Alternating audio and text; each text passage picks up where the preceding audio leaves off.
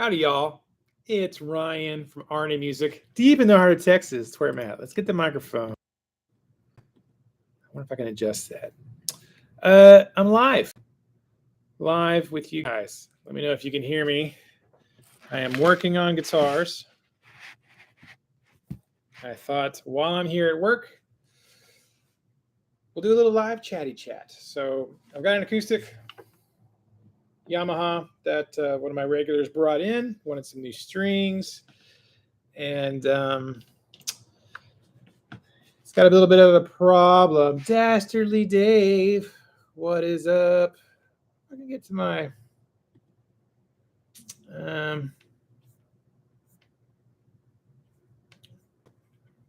trying to get to the microphone. Cancel. All right. Anyways, don't know if you can hear me.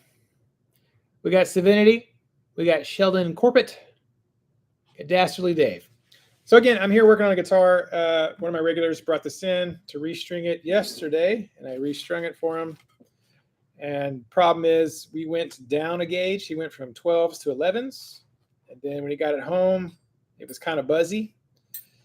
Okay, good. I can't tell if the microphone is loud enough. This is just from my MacBook. So he brought it back, and I'm like, well, not a big deal. We can just adjust the truss rod. Sometimes if you go down a gauge in strings, it just needs a little bit of a neck adjustment.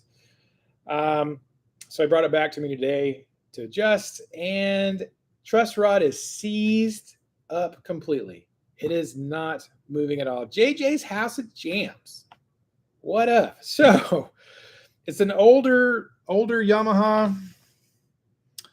I don't know how long he's had it or when he got it, but this truss rod will not move. Like, cannot tighten it, cannot loosen it. There's zero movement on this truss rod. I'm like, all right, I am not gonna. You do not want to just like crank the crap out of these truss rods. If it won't move with a moderate amount of force, there's not a lot you can do about that. So my suggestion to Philip was, let's just put 12s back on this. We're going to put 12s back on it. If it was not fretting out and buzzing out with 12s, we're just going to go back to 12s on this bad boy and see if he'll get it back into playing. Because again, you do not want to just over crank the crap out of these truss rods. I got to go lock the door because we're closed. Hold on just a second. I'm still here. Lock the door. Keep out the devil. Sorry, it is Saturday. We are closed. I've been here teaching makeup lessons all day. Not all day, for a while.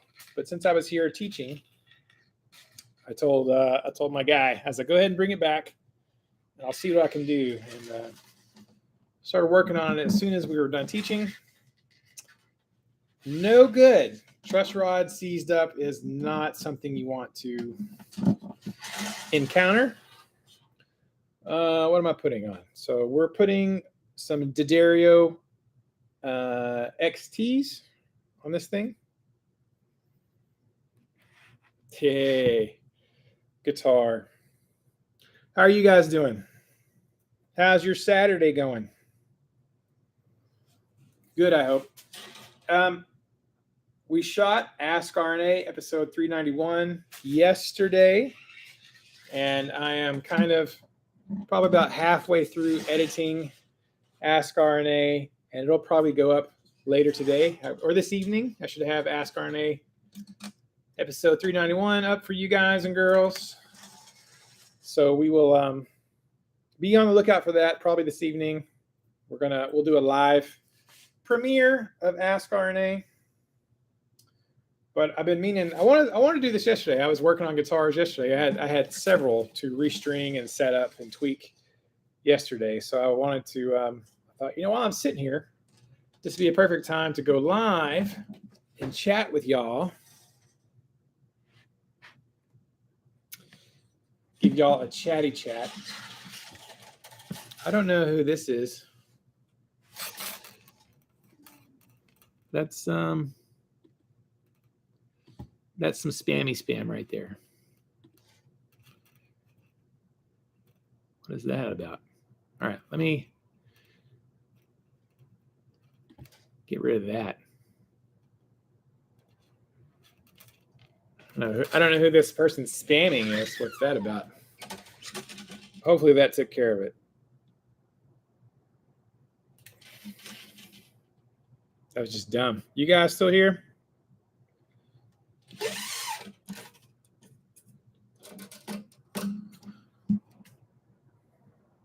Okay, there's Dave. Hello, Dave. Bear with me. We're going to have there's going to be some noise. I'm a big fan of this little attachment. D'Addario Planet Waves makes these for restringing guitars. It is a lifesaver because super annoying, even with the little winders.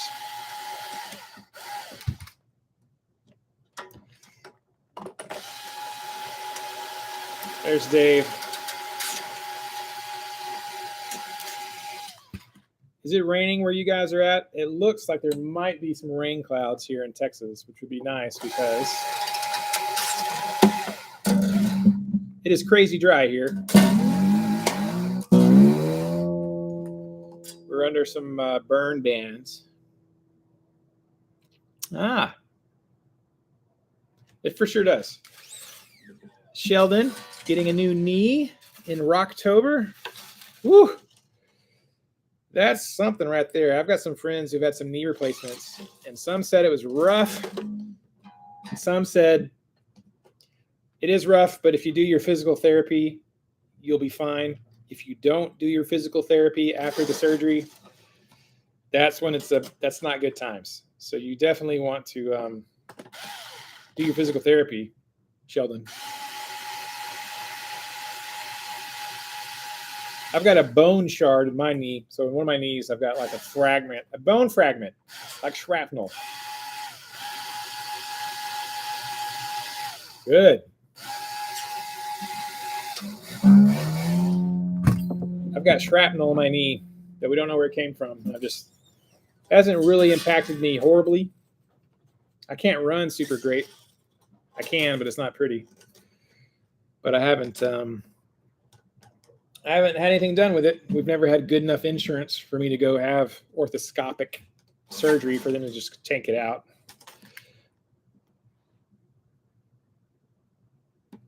Savinity said, do you use the Martin knot with strings or the Chapman way of stringing? I don't know what the Chapman way is. I know PRS has their way where you wrap it under and hook it over. I don't do that. I just I put a little kink in it. I measure out the distance. I'll show you what I do in a second. I measure out the amount of slack I want. And then I put a little kink and just let it wrap. I don't do any knots or weird stuff.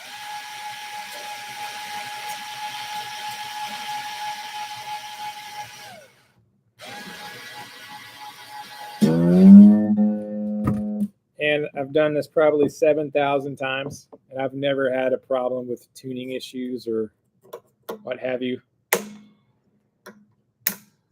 I don't know if I can get y'all a close up here. So again, I'm using my laptop to stream with. So maybe we can get in here. Yeah, the Washburns are great, man. Oh yeah, from 03. Yes. So if you can get a Washburn, any of the imports from the early to mid 2000s,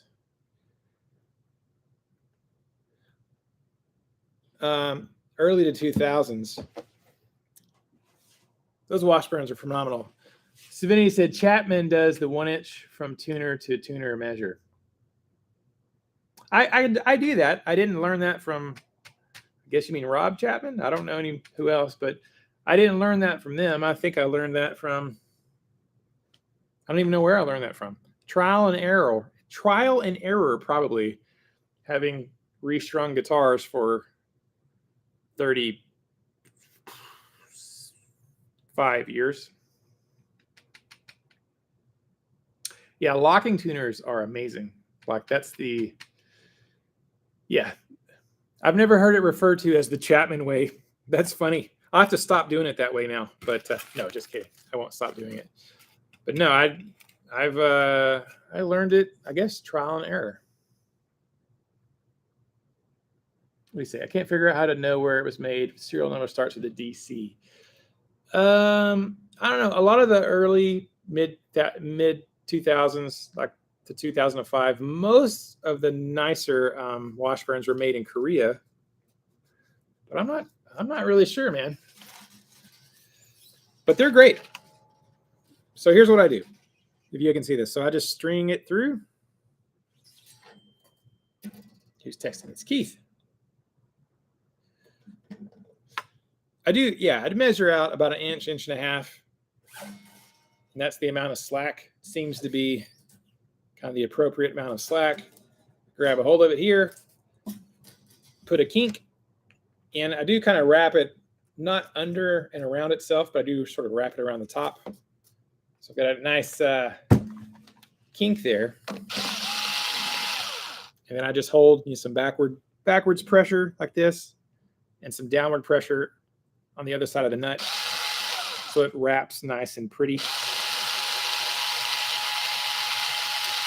Wrappy, wrappy.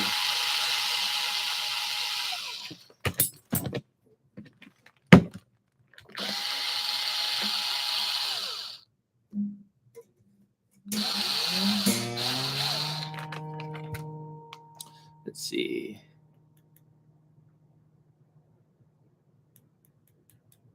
Okay. Yeah, any of those Washburns, man, back in the mid 2000s, the imports, they're great. You can get a really good deal on them a lot of times. They're not, the resale value isn't super amazing on those old Korean Washburns, but they are really, really good instruments. And I always keep my eyes out on them. I'm a big fan of those older Washburns. Current Washburns, there's just not a lot going on. Oh, dude, 175 bucks. That is a steal. I mean, it would have been 200 at a steal, but 175, amazing deal. I mean, amazing. I mean, those are probably $600, $700, $800 when they were new. Probably.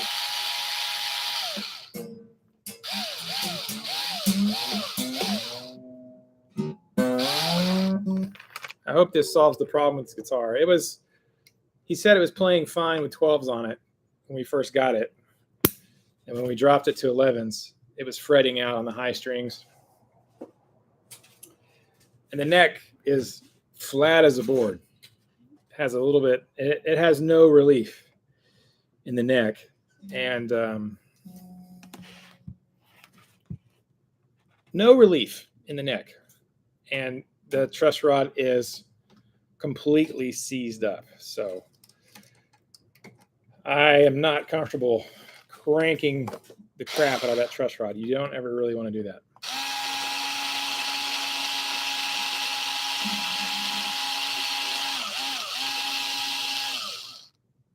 Oh wow, Savinity. I don't remember where I've learned that from.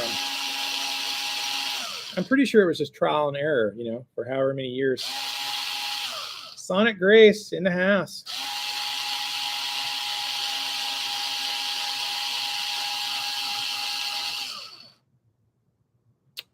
Corey Keith. Do just want to say, guys are such a heartfelt, sincere channel. Always rooting for you. Keep kicking Butte. Thank you, Corey. That's very kind of you, man. I really appreciate that. That really means a lot.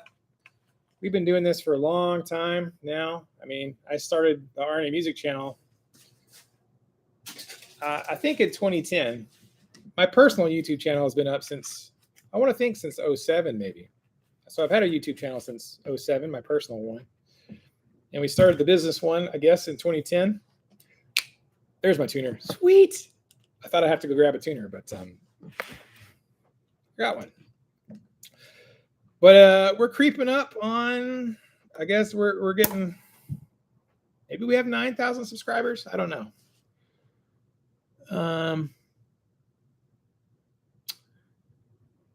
We're around 9,000 subs, I think. It would be super rad to get to 10,000 subs. That would be kind of pretty surreal.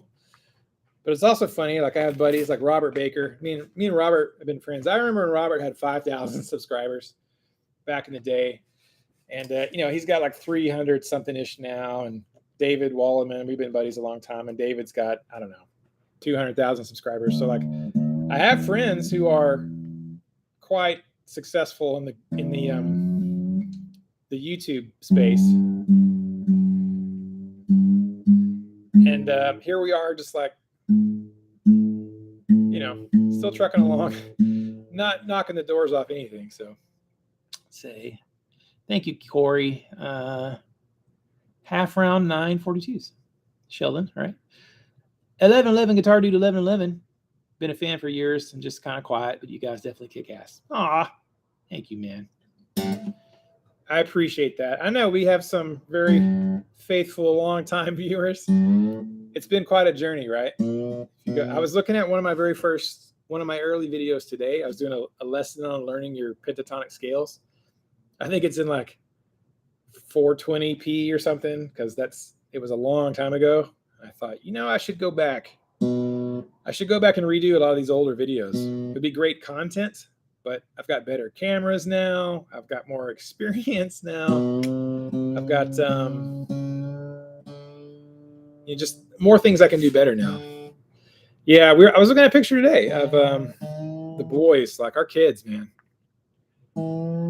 Our kids have changed so much. I don't feel that much different. I do look different from when we first started. Angela looks the same. We have a joke. Angela's a vampire. She's like, she doesn't age. But the boys, man. Long time viewers. Did I say old time? I meant long time. Long time viewers.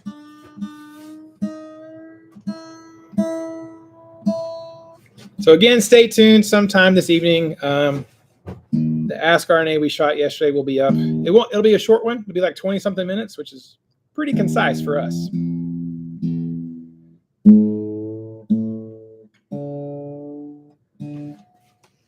Do you guys stretch your strings after you put them on?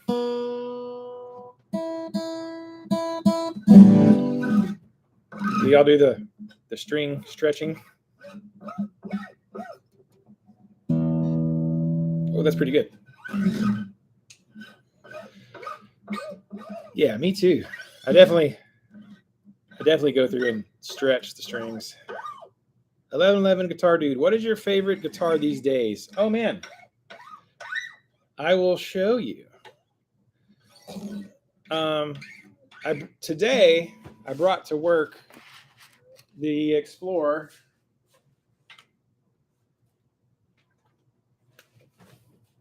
So this is my 1991 Gibson Explorer that I've had since 1992. This is the one that I would save, like if I could only save one of my 20-ish guitars. This is the one I would save because it's got the most sentimental value. Let's not drop it, Ryan. That'd be great. It's got all kinds of finish stuff and Yeah, I did make this strap. So I made I handcrafted the strap for this one. It's got the nice kind of burgundy backside. I dyed it, hand cut, hand did everything. Obviously very much inspired by the Zakk Wylde straps that used to be $450 back in like 2005. I thought, I could probably build one for way less than $450. Red Monkey Designs. Come on, it's just leather and grommets and dye. It's not, it's not rocket surgery, right?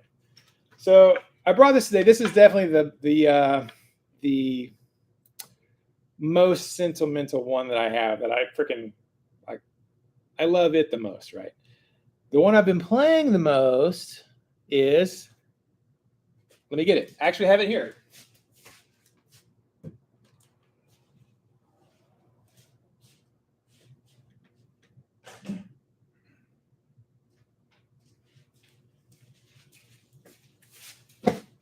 The current favorite is What? The Schecter E1 Custom that I bought.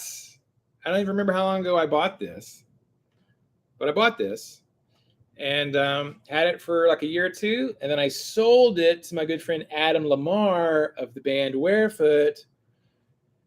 And I sold it to Adam when I was trying to raise some money to buy the 96 Les Paul Standard that we have. I have a 96 Les Paul Standard that kind of matches the Explorer there. And at the time, I wasn't really playing this one that much. And I was like, what? I really wanted that Les Paul. And Adam was interested. I was like, I'll sell it to you, Adam, if maybe someday you let me buy it back. Yeah, the top on this one is insanely good. And it has the custom pick guard. My friend Pete Rose here in Canton fabricated this plexiglass pick guard for me. This thing, like on video and in picture, anytime I see someone with one of these on video, I'm like, oh, dude, that looks so awesome. Like it's just freaking looks, amazing. This top just is redonkulous, right? So maybe a month ago, Angela and I went down and met Adam, and we met in Waco because he's in Austin now. And he let me buy it back. Same weight as the Gibson.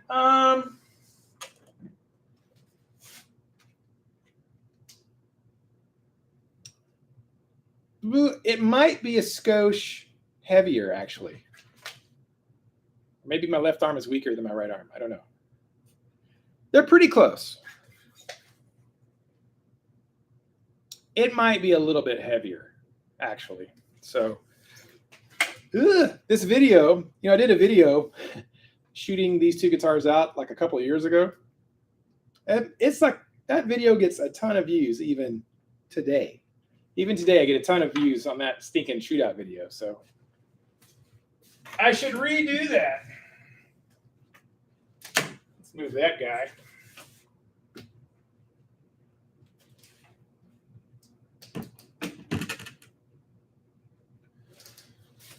But that's definitely the one that gets the most play time at the moment is the Schecter. The pickups are pretty good. It's got USA Schecter pickups in it it's got a coil split. That the Gibson does not. I don't have a coil split wired in yet. Ugh.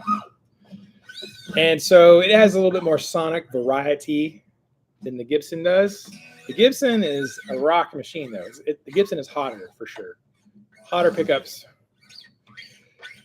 But again, like I may be doing some gigging soon with the band, and I will not take the Gibson to a gig. Like I'm not going to take that to a gig anywhere. I'll bring it to the shop and then I'll take it home, but I'm not going to take the Explorer to a gig. However, I would take the Schecter to a gig. And Adam, in fact, that has been on very many Warefoot gigs and skate nigs. Adam was a touring guitar player and a member of the skate nigs for a little bit.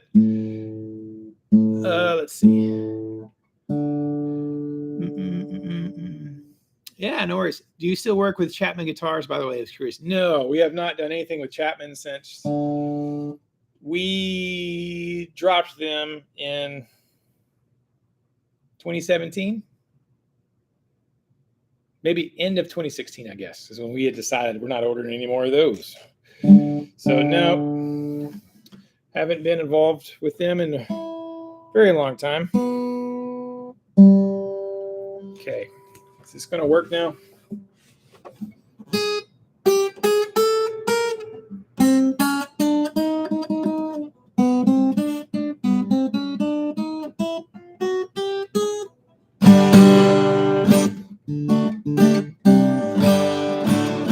It has been a long time, my man.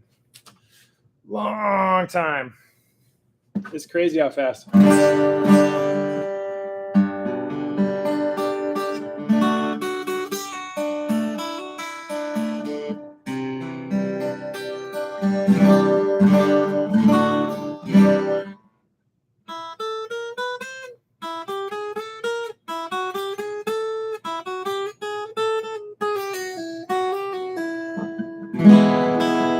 Hey, Topher, what's up?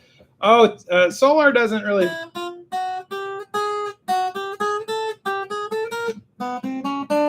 Solar doesn't really work with dealers. I mean, other than Toman, I think.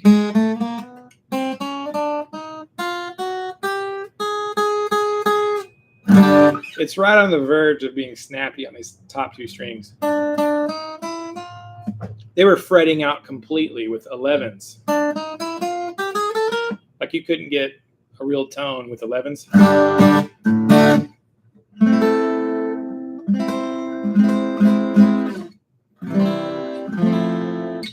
Yeah, so that'll work. And of course, probably as it settles in a little bit, we'll let it settle overnight. That is unfortunate because if you're new, this is a friend of mine, a guy here in Canton that I know. Brings me all of his guitars to restring all the time. We put 11s on this thing and it was super buzzy. And then as I was going to adjust the neck, it was like, oh man, truss rod is completely frozen. I was like, won't tighten or loosen. I'm like, nope, that is too much pounds of pressure. You do not want to overcrank a truss rod at all. So I think that's going to work. This is a Yamaha FG411SCE. Hey, Yamaha makes great guitars. Angela has her acoustic is a Yamaha. I forget the model number, but it is really good. And I think Yamaha has really probably undervalued their acoustic guitars. You get a lot of guitar for your money with Yamaha, so I'm a big fan. We're not dealers, but when people are asking what they should get, that's always one I always put on the list that's worth checking out because their stuff is really good. Let's see. Yeah, Dastardly Dave. Yamaha is definitely underrated on the guitar department. Their guitars are killer. I'm not a big fan of really any of their electrics that I've seen come out other than, they're great, but none of their electrics have ever really appealed to me that much. However, they're really well made. Their acoustics are great. My buddy Pete had one that he was playing and it sounded phenomenal. It was about an $800 guitar. And, it sounds like and plays like a even more expensive guitar than $800. So when we were shopping around, I got one for Angela. And so the one that you see me play all the time in the Ask RNA Song of the Day section, I use Angela's, her Yamaha. It's a great guitar. So let's see. I do still work with CMG. We're still CMG dealers. I don't have any currently on order, but I might be getting some in before the end of the year. What month is it? August. Maybe. Actually, probably not, because they are about 6 months out on orders with CMG. Yeah, the Revstar. Which one is that? Is that the one that, what's his name? Phil X. Phil X had a signature Yamaha that looked kind of like an SG. Is that the one you're talking about, Taylor? Yeah. So that looked kind of cool. I'm not a massive mega, SG guy, but yeah, that one looked cool. Of course, Phil X is a phenomenal, ridiculously good guitar player. Like over the top guitar player. Well, I think I'm done with Philips Yamaha. Zero sugar. Let's see. Do I have any other guitars that I need to work on? I think I've restrung everything I need to restrung. Restrung? Yeah. SG Les Paul Hybrid part of me, part of me these days would like, I kind of want an SG because I think they're reasonably light, I think. And I've been having like shoulder and back things as I've gotten into the middle stages of life. And there are days where I kind of want a lighter guitar. The heaviest guitar I own is, let me get it.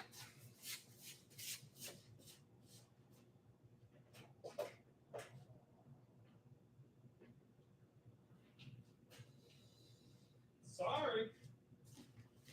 I should bring the computer with me. Oh, this thing, man. This thing is so stinking heavy. Like this. Oh, it's the Epiphone Zach Wild camo, and it is. I haven't actually weighed it on a scale, but it's probably 10 plus pounds because it is just a beast of a guitar. I was playing it. Yesterday. I brought it to the shop for lessons, and I have nowhere to hang it. Let's go to the lesson room. So I have nowhere to hang this dude right now.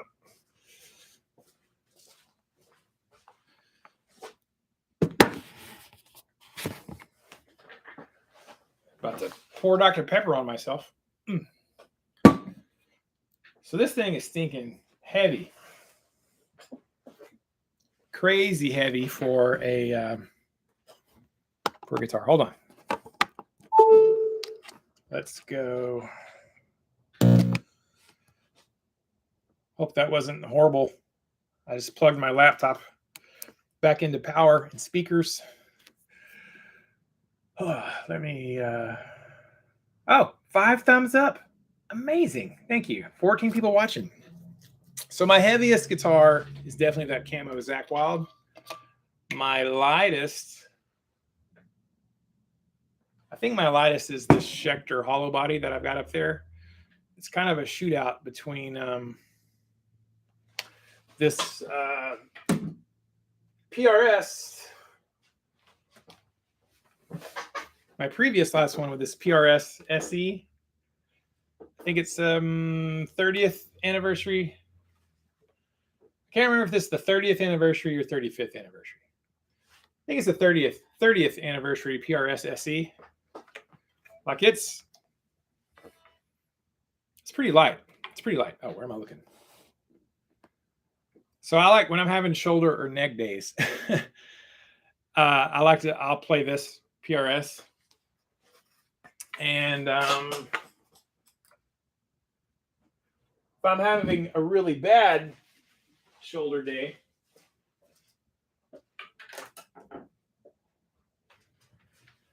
I'll play this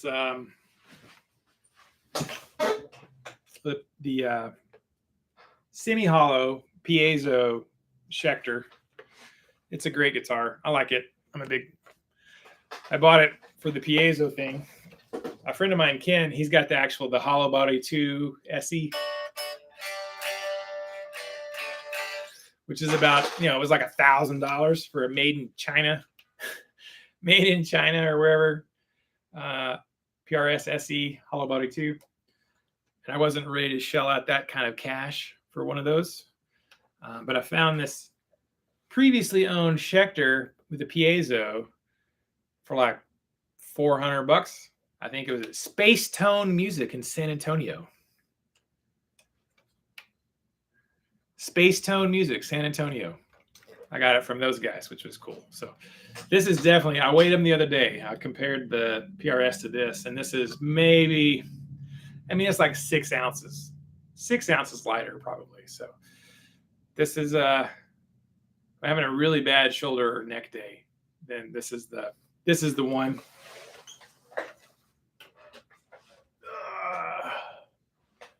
That's the one that gets played.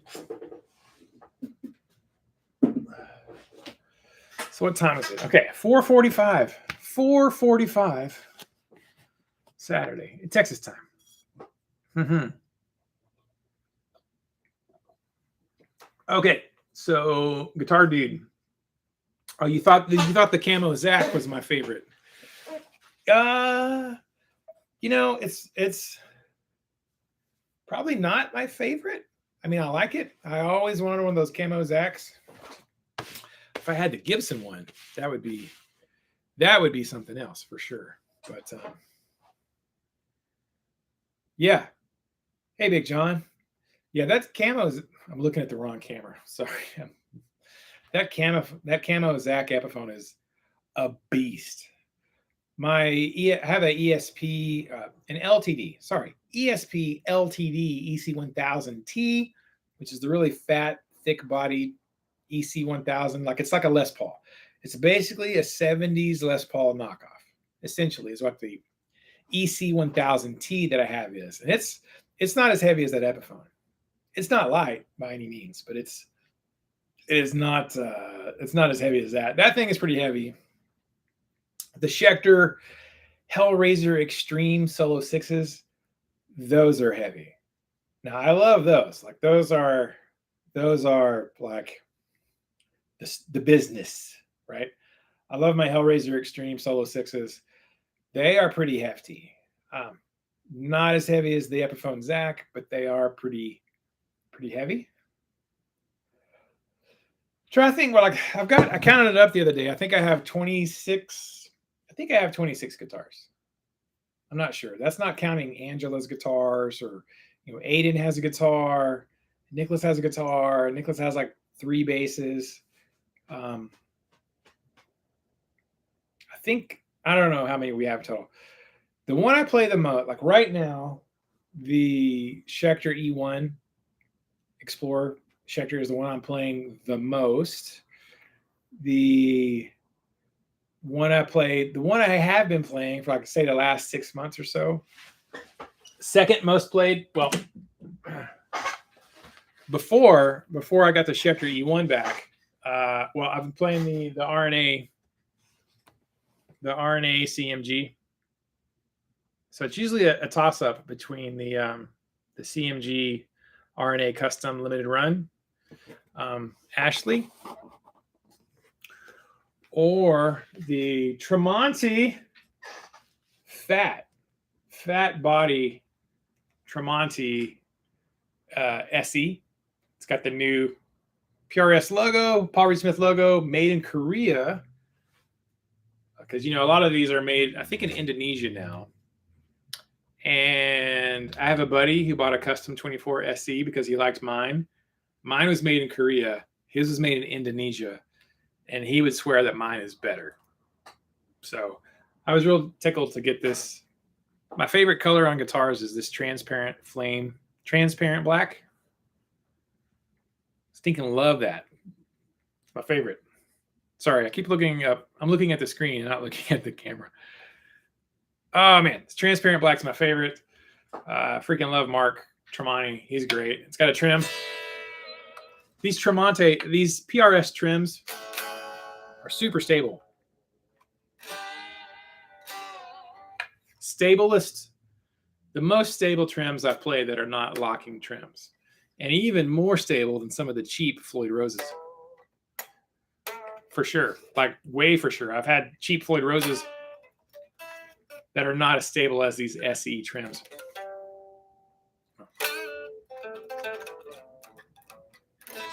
So this is the one I played a lot this last year. This one has got played a lot. Or the RNA CMG guitar has been played quite a bit. Hi from Boston. Surfer by. Hi. How's Boston? What's the temperature in Boston right now? I've got a webcam on my other screen up here. And that's not the webcam that's going. The webcam that's going right now is right here on the laptop. I bet I can't switch webcams. That would make my life easier if I could. Let's see if that'll work. Can I do that? Can I switch webcams? I probably cannot.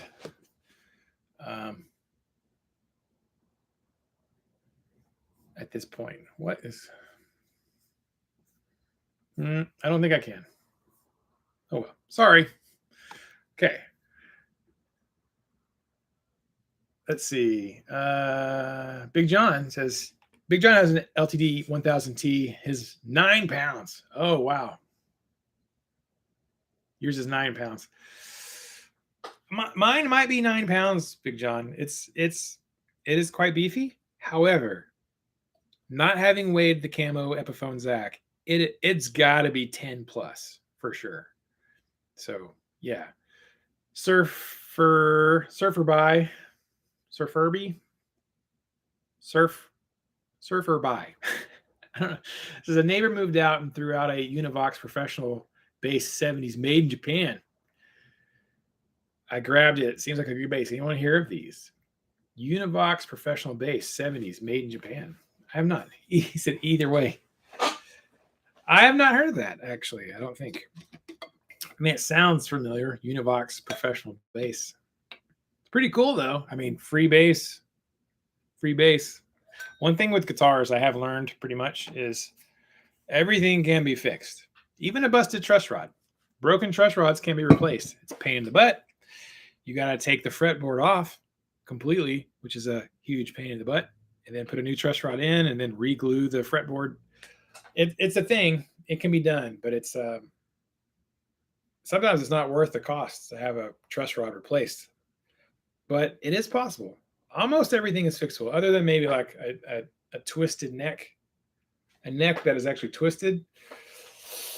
That might be the one thing that is not really easily fixed on an instrument. So, okay. So I've been streaming for 42 minutes. Thank you guys for hanging out. I needed to get that Yamaha acoustic restrung today before I go home. And I wanted to do that so it could acclimate. And then, of course, tonight, again, we'll publish the Ask RNA episode 391 this evening. It's almost 5 o'clock Texas time. So probably around 8 o'clock this evening, Texas time, we will publish the Ask RNA earlier if I can get to it. Because when I go home, first thing I'm going to do is finish editing Ask RNA and get it uploaded. It'll go up tonight, though. So it'll be up this evening. I want to make sure we get that out. Next week is going to be a very busy week. I'm going to be traveling. The last half of next week, I'm going to be out of pocket. It's going to be fun. It's going to be a good trip. There'll be plenty of pictures and some video and maybe a guest appearance on someone else's live stream next week, but I'll be traveling next week. So it'll be good. So we probably won't have an Ask RNA next week. So this coming week, whenever that is, we will not probably do Ask RNA this next coming week. So, hey, thank you guys for all hanging out. I appreciate it. Y'all have been super kind to spend a little bit of your Saturday with me. Look at my amp wall. Let's check that out real quick. Yee. Oh, the Black Star is still on. Why are you on? Stand by. The wall of amps. I need some new preamp tubes for my Devil Cat. So that Devil Cat needs a new preamp tube. I replaced a couple the other day, but I think I've got another preamp tube that's going. So I got to order some preamps for that. I was playing the Devil Cat almost exclusively until my tubes. I've got to replace some tubes, and so since we're kind of on standby on the Devil Cat until I resolve the tube issue, it's been back to the Mesa Boogie dual rec, which I love. I have a friend in Longview who is selling a dual rec right now. I think it's it's a single rectifier 50 watt head. I'm like, oh, if I was Fluff, I would buy it, but I'm not independently wealthy like Ryan is. I don't got that YouTube money, but I would like to get it. I mean, for the longest time, I've been into collecting guitars, but I have not really been into collecting amps. Um, and now I've kind of got, I don't know if you call it a collection. I've got 1, 2, 3, 4, 5, 6. I guess I have 8 amps. No, 9 amps. 10 amps. Crap. Sorry. I guess that counts. If you have 10 amps, that's probably a small collection of amps. 3 are like little practice amps. One's an acoustic, guitar amp. So it's not like they're all mega awesome amps. But all right. I need to wrap this up because I do have to go home and edit. I guess it is a collection. I thought, I got these amps that would make a great backdrop. So I moved them here so I could do it. Big John, which Devil Cat? I like the Jimmy. So the Jimmy, I have a Jimmy, and then that one is a Jimmy Jr. There it is. That one is a Jimmy Jr. This is the Big Jim. I've played almost all of their other amps. They have like the Mr. Terry and the Mean Gene and some of the other ones. And they're great. They are more Fender-ish, I guess you would say.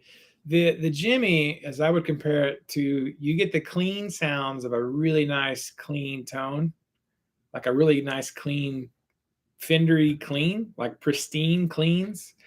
And then the overdrive channel on the Jimmy Jr. is very Mesa-ish. It's Mesa-esque.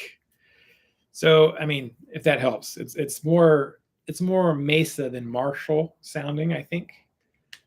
And then a lot of their other, like the Mr. Terry is more of like a blues style deluxe Fender style amp, So the Jimmy is great. I would like to get a Jimmy combo amp. That'd be great. I would love to have that at home, like a Jimmy combo. So they're great. They're super solid, super heavy. I mean, they're a beast. If you're trying to like pick them up, they're just like, it's like lifting weights, picking up the Devil Cat amps. So they do have some stuff coming out soon. Devil Cat has a couple of things, their products they're releasing soon. They're kind of in the middle of locating a fabricator to do some of the metal fabrication stuff. So hopefully soon there'll be some Devil Cat news, and I'm sure I'll get some of them here. We are Devil Cat dealers. I don't sell very many, just because I think a lot of people are just unsure about the Devil Cats because it's not like Friedman or Marshall or Orange or Mesa or like any of the amp companies out there. I think it's really hard to break into the amp market, where I think it's easier to break into the guitar market, which is already really hard to do. It's hard to break into a market that's been around for a long time, and you have powerhouses like Fender and Gibson and PRS and ESP has been around forever. Even Schecter has been around for a pretty long time, but you got these brands that have been around for like, oh, what's that line? Oh, it's a vein. I've got veins. I'm not used to seeing veins. It's difficult to break into the guitar market for sure. And the amp, I think amps are even worse. It's even tougher to break into the amp market. So people are a little hesitant. Like, I've never heard of that. I don't know if I want to spend that kind of money. I mean, it's like $2,000. If you want like a Devil Cat, a half stack or something, it's like $2,000. So they're not cheap amps.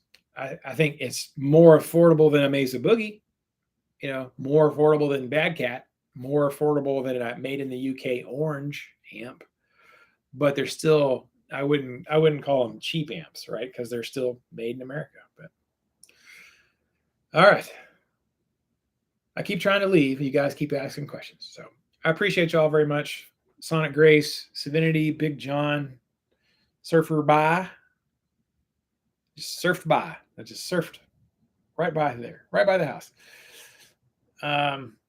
Dastardly Dave, I want to say hello to everyone. Sonic Grace, Savinity, Topher, Guitar Dude, thank you for all the comments and questions. You know, you guys are rad. I appreciate it so much. There are times, Corey, Keith, hello. Thank you, Corey. That meant a lot. You must be kind of watching the background because I don't really recognize your name.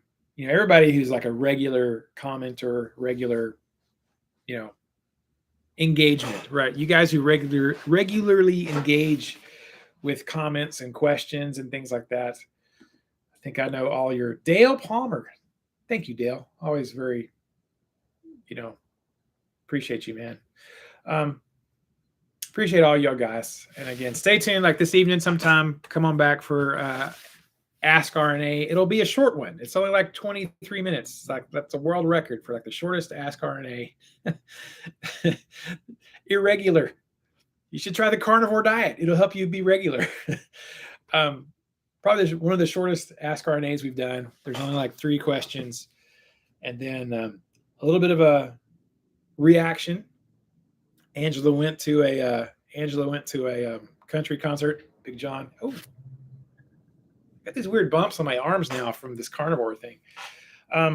Angela went to a country concert, and we talk about that a little bit. It's pretty funny, I think. So it'll be a good time tonight, Ask RNA. So if you guys, if you're not busy and you have time to pop back in a couple of hours for Ask RNA episode 390, I'll do this. I'll set it up as a premiere, and I'll set it for at least like 30 minutes. Like after I edit it, when I upload it, I'll give you at least 30 minutes of time to sort of check your stuff about, you know, if you get notified. So if you go to the thing and you click the bell and you click on it and you click on all notifications, then you should get notified when I schedule the Ask RNAs. And some of you guys already have that. So if you do, thank you very much. I appreciate it. Thank you, Dale. Carpal tunnel is no joke. That's like, I hope you're getting some relief from that. But all right. Thank you guys so much. I will see y'all in a couple of hours with Ask RNA. We will be in the chat during that. And man, thank you guys for hanging out with me while I worked on that guitar. All right. We'll see y'all in a couple of hours. All right. Keep the music alive. Bye.